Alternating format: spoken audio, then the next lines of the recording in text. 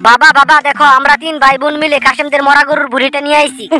মরা গরুর পচার বুড়ির কি দুর্গন্ধ রে। এক্ষুনি তোরা এই বুড়িটা নিয়ে বাসা থেকে বের হয়ে যা। কেন বাসা থেকে বের হয়ে যাব? তোমাকে কতদিন বলছি আমরা গরুর বুড়ি খাবো, তুমি এনে দিলে না, তাই আমরা মরা গরুর বুড়িটা নিয়ে আইছি। তাই বলে তোরা পচা বুড়িটা খাবি? গরুটা মরেছে 3 দিন আগে, এখনো বুড়িটা ভালো আছে, একদম টাটকা, খেতে ভালোই লাগবে, ঠিক না রে বল্টু? এক্ষুনি এই পচা বুড়িটা ফেলে আয়। পিঙ্কি বাবা দেখি বুড়িটা দেখে অনেক রেগে গেছে, ভালো করে রান্না করে বাবাকেও খেতে দিতে হবে। বাবা কি এই মরা গরুর বুড়িটা খাবে বল্টু? তোর কি মনে হয়? খাবে খাবে আপু, ভালো করে রান্না করলে ঠিকই খাবে। পিঙ্কি আপু আমি গিয়ে দেখি বাবা কই আছে এখন। বল্টু তাড়াতাড়ি আবি, কিন্তু এখানে কিন্তু অনেক কাজ রয়ে গেছে। আচ্ছা পিঙ্কি আপু আমি তাড়াতাড়ি আসবো।